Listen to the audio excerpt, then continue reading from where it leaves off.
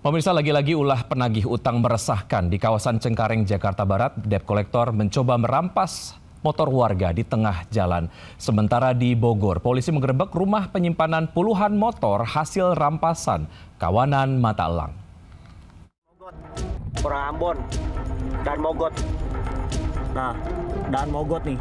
Aksi meresahkan debt collector berupaya merampas motor ini terjadi di tengah kemacetan di kawasan Jalan Dan Mogot, Cengkareng, Jakarta Barat.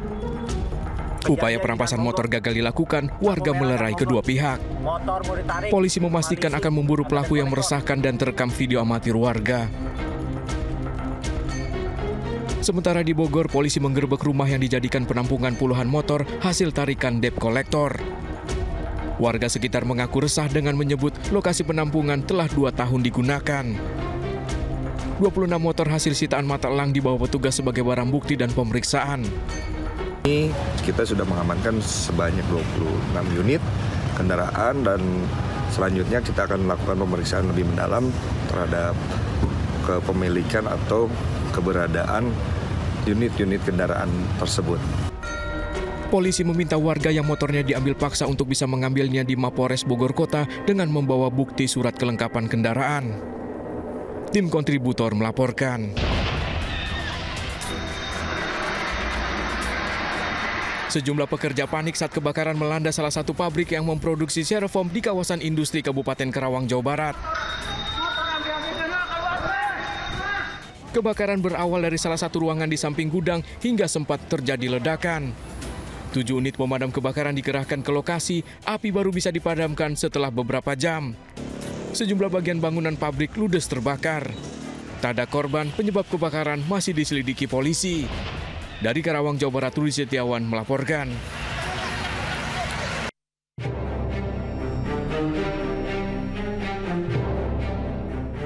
Satres Narkoba Polres Bandara Soekarno-Hatta, Tangerang, Banten terus mengembangkan kasus rokok elektrik mengandung etomidate atau rokok zombie. 3 orang telah ditetapkan sebagai tersangka dan ditahan. Sementara Jonathan Frizi alias Ijong masih berstatus sebagai terperiksa. Kasus ini terbongkar bulan Maret lalu. Tersangka ditangkap karena kedapatan membawa rokok elektrik mengandung etomidate. Keterangan tersangka menyeret Ijong. Polisi telah memeriksa Ijong 1 kali. Etomidate bisa menimbulkan efek halusinasi. Biasanya digunakan dalam anestesi dan tidak diperjualbelikan secara bebas. Dari Tangerang, Banten, Nasnugara, iNews melaporkan. PLT Wali Kota Jakarta Timur Iin Mutmainah menjalani rutinitas berangkat kerja lain dari hari biasanya. Sesuai instruksi Gubernur, setiap Rabu seluruh ASN Jakarta wajib menggunakan angkutan umum untuk berangkat dan pulang kerja. Berangkat lebih pagi dari rumahnya di Pondok Gede, Bekasi, ia harus berganti-ganti moda transportasi untuk sampai di kantornya di Cakung, Jakarta Timur. Mulai dari naik angkot hingga pindah ke bus Transjakarta. Jadi misalnya bisnya itu penuh, jadi nggak bisa masuk juga kan. Jadi ada beberapa hal yang menjadi faktor agar kita juga menambah waktu untuk ke kantornya itu harus ditambahin lagi nih waktunya. Kalau kita biasa mungkin 1 jam udah nyampe dengan kendaraan pribadi misalkan, nanti kalau untuk kendaraan umum kan palingnya 2 jam. Jadi kita harus begitu agar kita tenang juga untuk tidak terlambat. Meski sedikit repot, Iin Mutmainah mengaku menikmati rutinitas Rabu paginya. Dari Jakarta, Rio Manik, iNews melaporkan.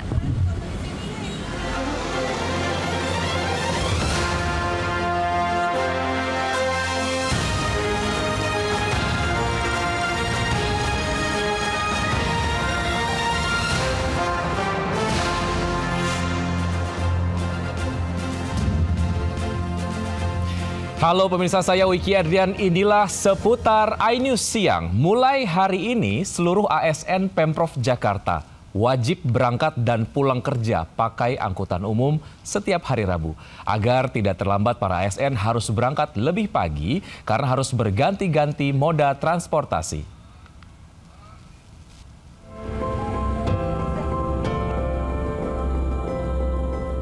Pemirsa, sesuai dari instruksi Gubernur Jakarta Pramono Anung nomor 6 tahun 2025, di mana setiap hari Rabu ASN atau aparatur sipil negara ini haruslah menggunakan transportasi umum.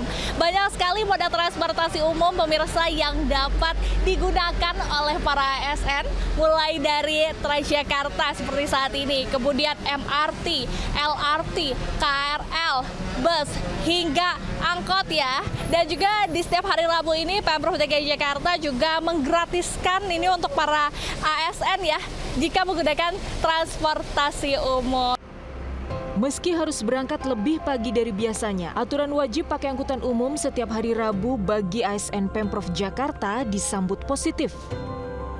Beberapa ASN yang tinggal berdekatan satu komplek bahkan sengaja berangkat ramai-ramai. Seru sih, jadi ketemu banyak pegawai juga di tengah LRT, terus menjadi berangkat bareng-bareng. Saya naik Transjakarta, saya bersama teman-teman kebetulan tinggalnya berdekatan di Pondok Kelapa, Kaping DKI. Berlaku per hari Rabu ini, aturan wajib angkutan umum ini berlaku bagi seluruh ASN Pemprov Jakarta, kecuali bagi ibu hamil dan disabilitas. Dan jangan coba-coba mengakali karena setiap ASN harus bersuah foto di dalam angkutan umum dan mengunggah foto ke aplikasi khusus. Untuk mendukung program ini, Pemprov Jakarta menggratiskan angkutan umum bagi ASN yang menggunakan kartu Jakarta. Ini juga tentu sangatlah bermanfaat ya pemirsa, apabila ASN menggunakan transportasi umum tentu akan mengurangi kemacetan yang ada di kota Jakarta. Dari Jakarta, Dilami Aulia, Zulkarnain, iNews melaporkan.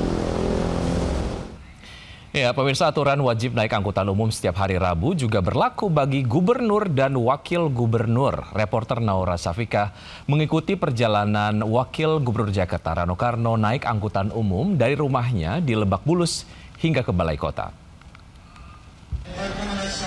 Mengikuti arahan dari Pak Gubernur DKI Jakarta yaitu Pramono Anung dan juga dari Wakil Gubernurnya yaitu Bang Dul, pada hari ini spesial di hari Rabu untuk ASN diwajibkan untuk menaiki atau menggunakan transportasi umum untuk bekerja. Dan seperti kita lihat untuk Bang Dul ini juga sudah mengikuti aturan tersebut. Nah coba, selamat pagi Bang Dul, boleh ya sambil menunggu nih untuk busway-nya datang ke Balai Kota, ngobrol-ngobrol dikit. Bang Dul, tadi kan kita perjalanan itu udah dari MRT Lebak Bulus ke Bundaran HI, lalu lanjut lagi ke sini. Gimana? Asik. Ya minta maaf ya.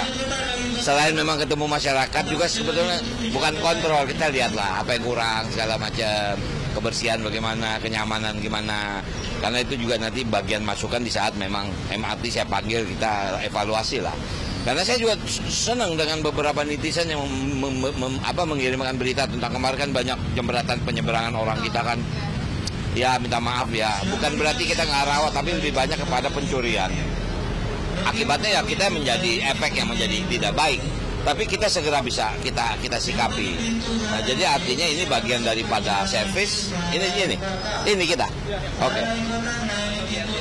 Oke, ini kebetulan memang Transjakartanya sudah sampai dan kita akan siap bersama dengan Bang Dul untuk menuju ke Balai Kota menggunakan Transjakarta, karena di hari Rabu ini sekarang untuk seluruh ASN itu diwajibkan untuk menggunakan transportasi umum menuju ke tempat kerjanya. Dan memang sedari tadi kami mengikuti dari MRT Lebak Bulus menuju Bundaran HI. Bang Dul juga menikmati sekali perjalanannya, berfoto bersama dengan masyarakat, kemudian juga melakukan quality control untuk setiap stasiun yang ada. Dan kita akan coba ikut bergabung bersama dengan rombongan. Dari Jakarta, Naura Syafikah dan Jemi Jasin, iNews melaporkan. Pemirsa, bertahun-tahun polemik keaslian ijazah Jokowi kini berujung kasus hukum. Presiden RI ke-7 itu mantap melaporkan sejumlah orang ke Polda Metro Jaya terkait tudingan ijazah palsu. Salah satunya ahli telematika Roy Suryo. Sementara Roy Suryo CS menggalang dukungan dan siap menghadapi laporan Jokowi.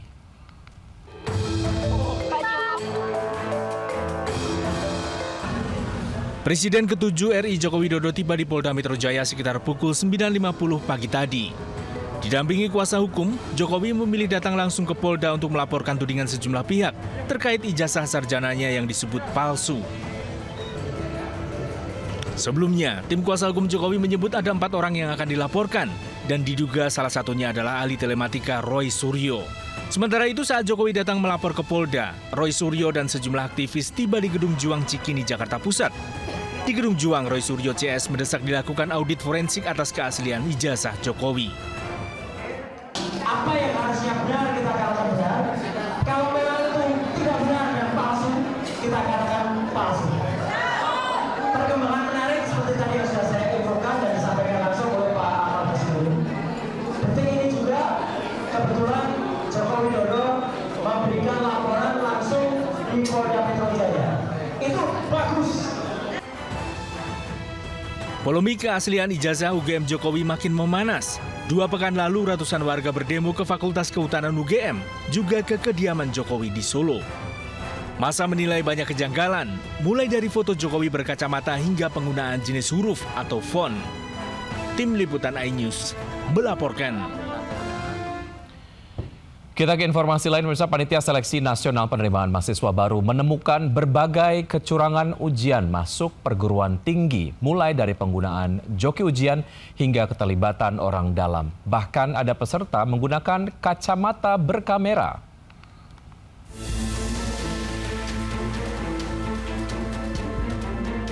Mulai 23 April, ribuan lulusan SMA mengikuti ujian masuk perguruan tinggi UTBK di seluruh Indonesia. Pelaksanaan UTBK berlangsung hingga 3 Mei mendatang.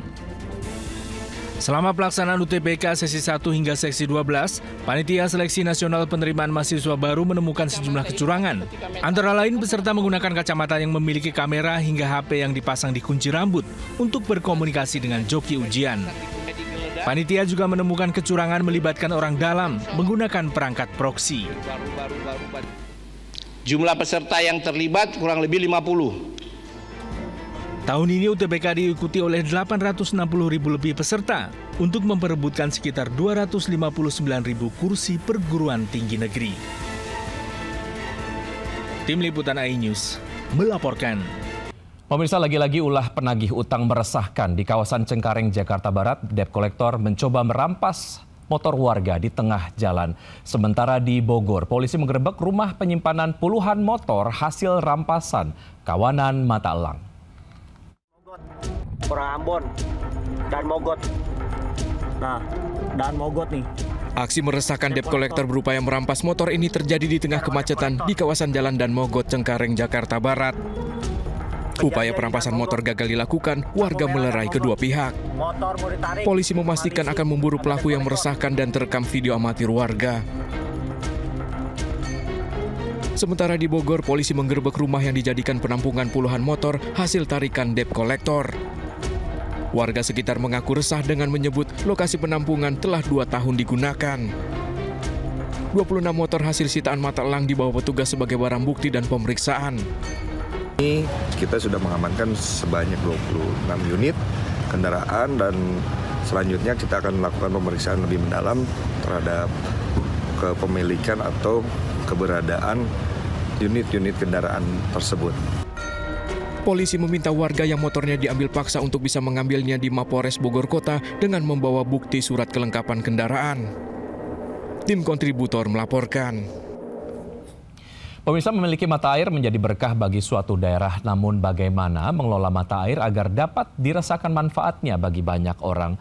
Miss Indonesia 2024 Monica Sembiring mengupayakan penyaluran air bersih untuk kebutuhan warga. Berikut Diary Miss Indonesia.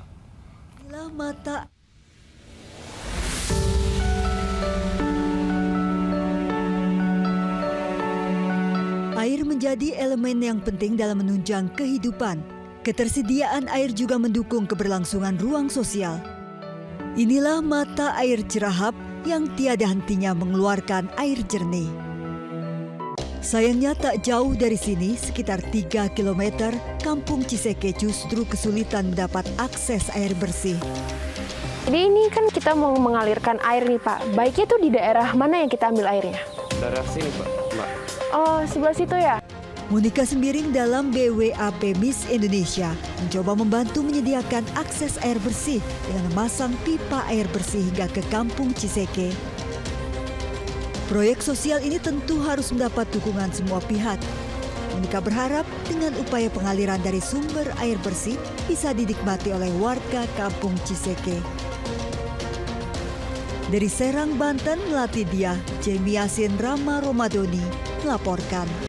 Terima kasih Anda masih bergabung sama kami, pemirsa. Hati-hati jaga data pribadi Anda. Polres Subang, Jawa Barat berhasil mengungkap kasus pencurian data pribadi milik peserta BPJS Ketenagakerjaan.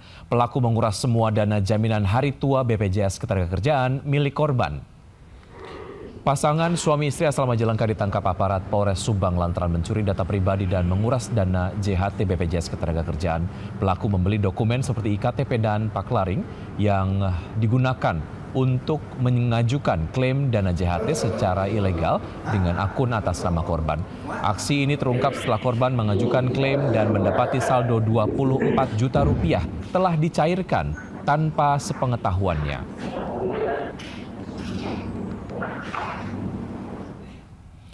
Pemirsa, kawasan ekonomi khusus MNC Lido City mendukung atlet pencak silat muda berbakat Rasya Alteza Gandhi bertanding di ajang Malaysia Open Nagasakti Junior Silat International Championship League 2025.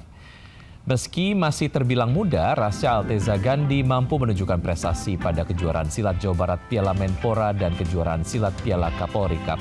Bahkan siswa kelas 3 SDN Pangarakan 2 Kabupaten Bogor ini meraih medali emas di kejuaraan internasional seperti Australia Championship 2024 dan Shah Alam City International Championship 2023. Sebagai bentuk apresiasi, KEK MNC Lido City memberikan dukungan publikasi kepada Rasya yang akan mengikuti kejuaraan internasional Malaysia Open Nagasakti Junior Silat International Championship League 2025. KEK MNC Lido City terus berkomitmen mendorong generasi muda berbakat menjadi generasi unggul dan membanggakan Indonesia.